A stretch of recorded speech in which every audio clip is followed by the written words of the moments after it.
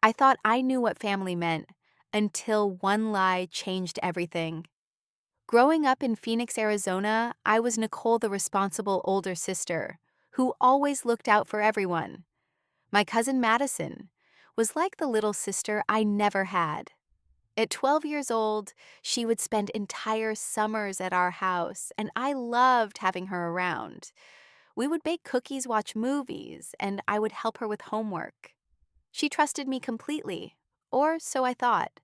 Before I tell you how one lie destroyed everything I thought I knew about family, let me know where you are watching from in the comments below.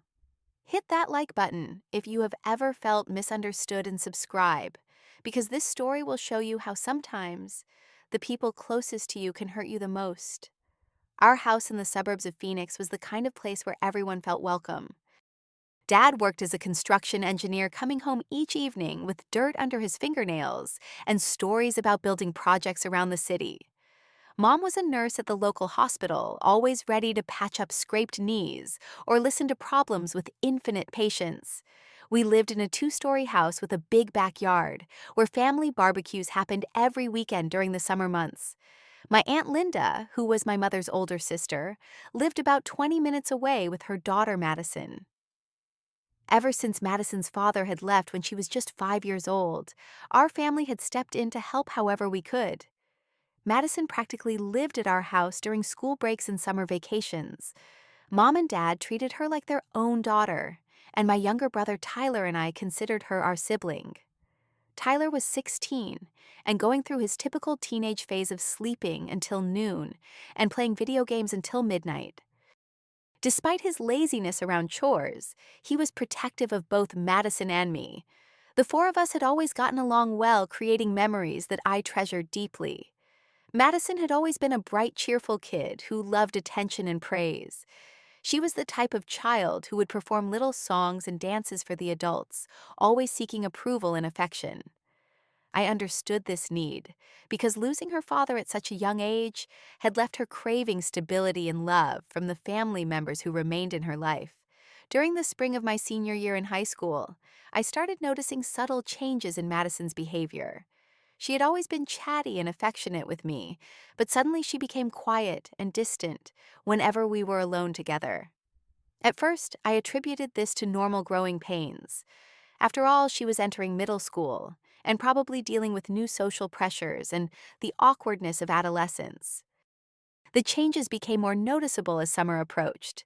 Madison would still come over regularly, but instead of seeking me out for activities like she used to do, she would gravitate toward my parents or Tyler. When I tried to engage her in conversation, she would give short answers and find excuses to leave the room. I found myself confused and slightly hurt by this sudden shift in our relationship. One afternoon in late May, I decided to address the situation directly. Madison was sitting in the living room watching television, and I sat down beside her on the couch. I asked her if everything was okay at school and if she was having any problems with friends or teachers. She shrugged and said everything was fine, but she would not make eye contact with me. When I pressed a little further, asking if I had done something to upset her, she became visibly uncomfortable and mumbled something about needing to use the bathroom. I mentioned my concerns to Tyler later that evening while we were cleaning up after dinner. He had noticed the same changes in Madison's behavior, but thought it was just her way of asserting independence as she grew older. We both agreed that she was probably going through a phase and would return to her normal affectionate self soon enough. The first real incident happened on a Thursday afternoon in early June. Madison had come over after school while Aunt Linda was working late at her job at the bank. I was helping Madison with her math homework at the kitchen table when she suddenly started crying. When I asked what was wrong, she pushed her chair back and said I was making her feel uncomfortable. She would not explain what she meant, just kept repeating that she wanted to call her mother. When Aunt Linda arrived to pick up Madison that evening, she pulled my parents aside for a private conversation in the living room. I could hear raised voices and tension, but I could not make out the specific words being discussed. After Aunt Linda and Madison left, Mom and Dad sat me down and asked if anything unusual had happened during homework time. I explained exactly what had occurred, emphasizing that I had only been helping with math problems and had not done anything inappropriate. My parents seemed to believe my version of events, but I could tell they were concerned about the situation. They suggested that perhaps Madison was feeling overwhelmed by schoolwork and had simply had an emotional outburst. We all agreed to keep an eye on things and make sure Madison felt comfortable and safe in our home.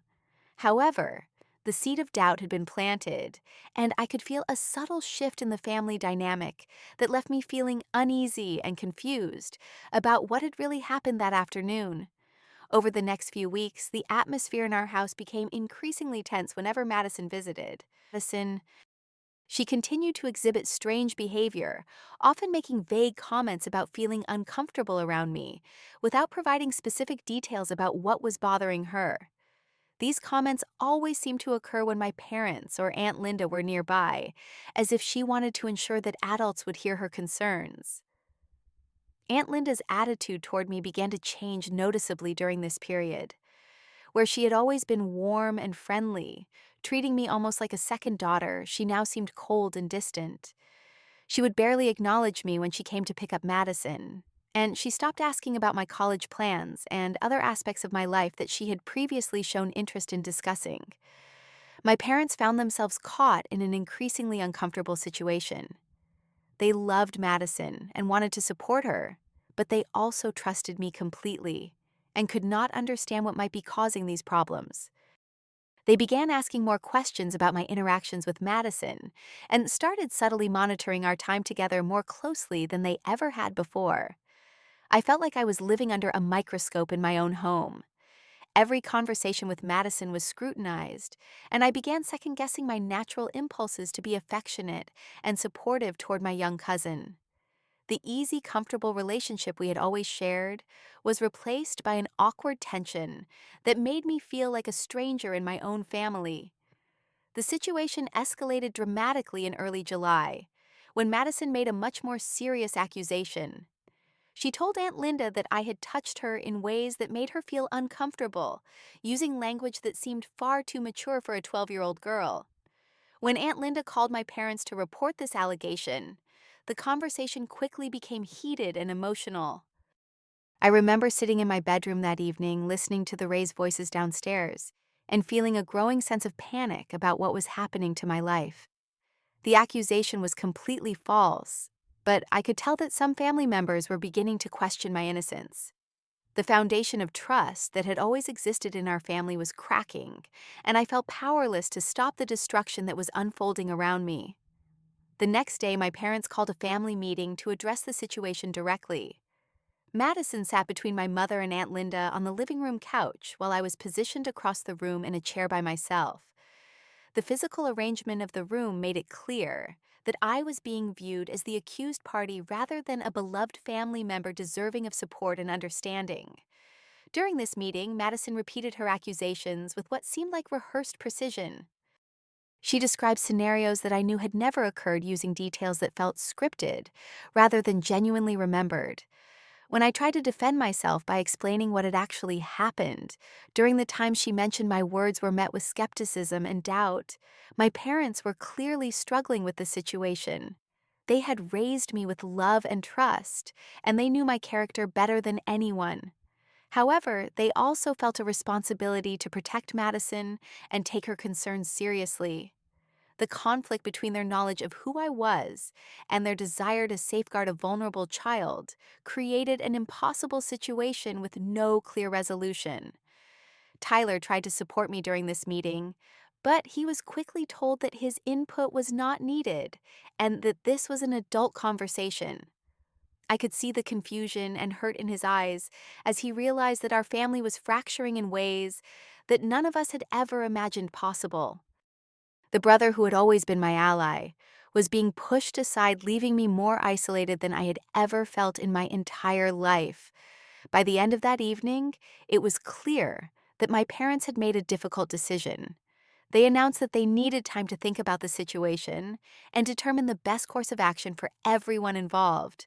The phrase everyone involved felt like a knife to my heart because it suggested that I was no longer simply their daughter, but rather a problem that needed to be managed and resolved.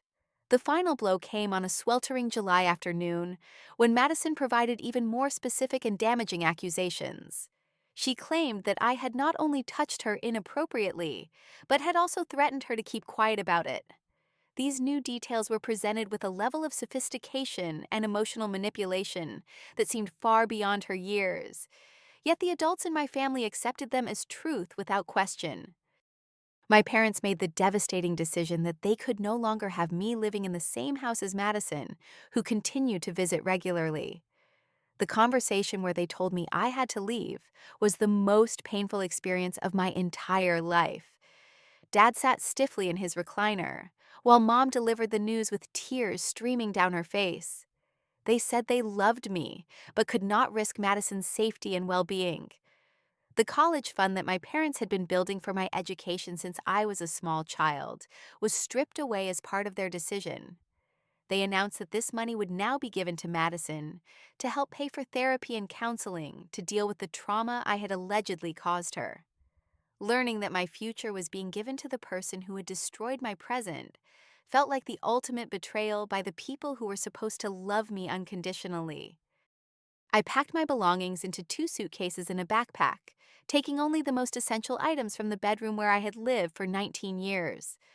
As I gathered my clothes and personal items, I felt like I was erasing myself from the family that had raised me.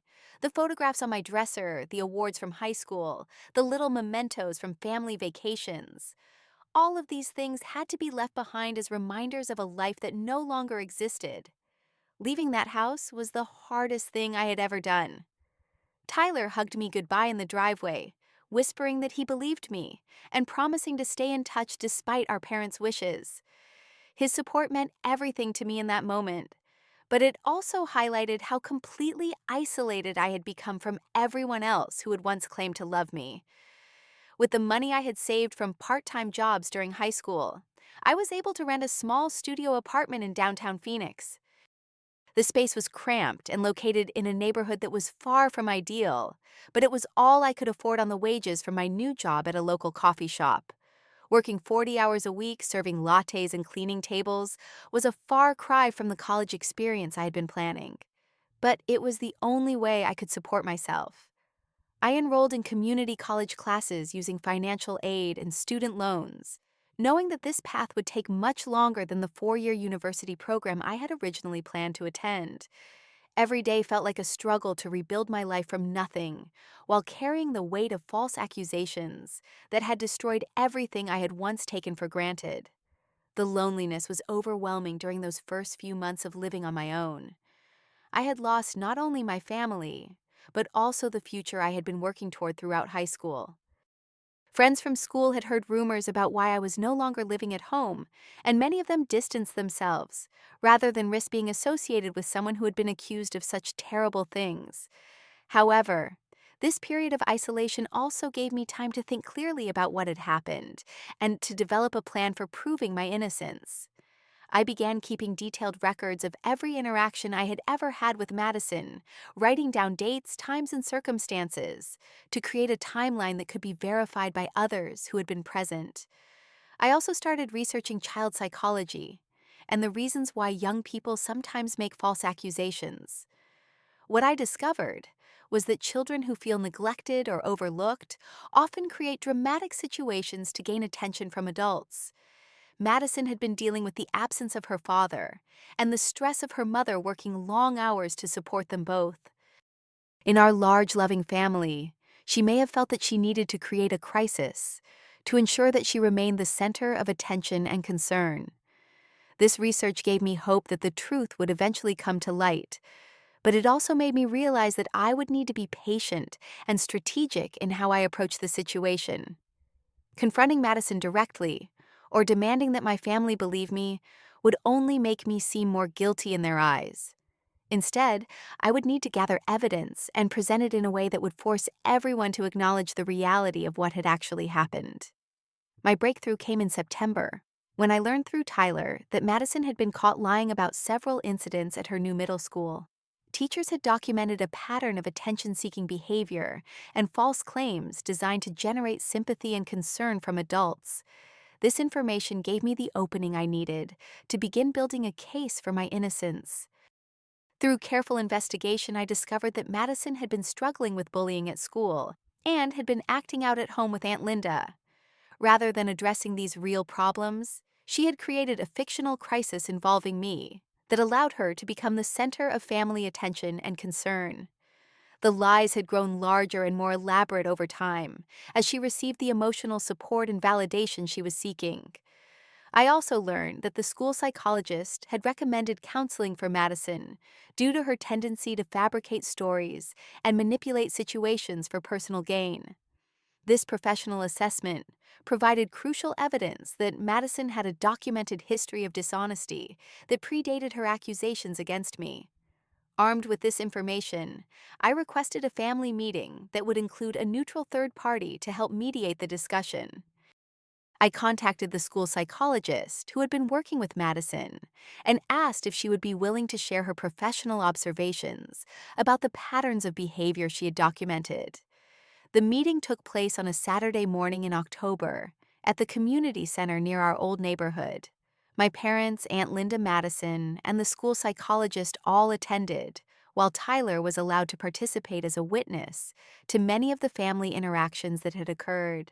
I presented my evidence systematically showing how Madison's accusations contained inconsistencies and impossibilities that proved they were fabricated. I demonstrated that many of the incidents she described had occurred at times when other family members were present, making her claims logically impossible. The school psychologist explained Madison's pattern of attention-seeking behavior and confirmed that this type of false accusation was consistent with the other lies Madison had been telling at school. She emphasized that children who engage in this behavior are not malicious, but are simply using the only tools they know to meet their emotional needs. Under the weight of this evidence and the gentle questioning of the psychologist, Madison finally admitted that she had made up the stories about me.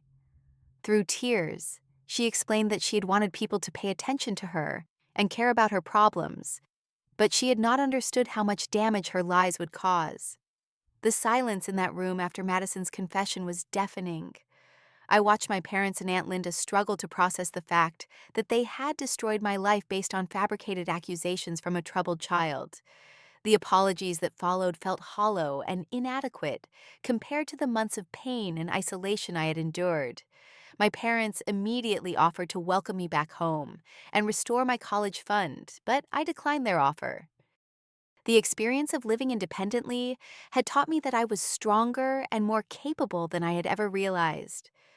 I had built a new life for myself through determination and hard work, and I was not ready to simply return to the family dynamic that had failed me so completely.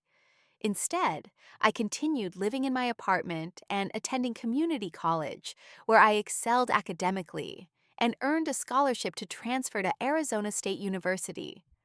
I pursued a degree in social work with a specialization in child advocacy, inspired by my own experience with false accusations and the need for better support systems for families in crisis. Over time, I was able to rebuild relationships with my family members, but these connections were based on new boundaries and mutual respect, rather than the blind trust that had existed before. My parents had learned that love and protection sometimes require asking difficult questions and seeking professional guidance, rather than simply believing the first explanation that is offered. The college fund was eventually returned to me, but I chose to use only a portion of it for my education. The remainder was donated to organizations that support both victims of abuse and individuals who have been falsely accused, because I had learned that both situations cause real trauma that deserves compassion and professional intervention. Madison received the counseling she needed to address her underlying emotional needs and learned healthier ways to seek attention and support from the adults in her life. Our relationship took years to rebuild, but eventually we were able to move forward with understanding and forgiveness on both sides. The experience taught me that family loyalty does not mean accepting lies or enabling destructive behavior. True love sometimes requires holding people accountable for their actions, while still offering support and guidance for positive change.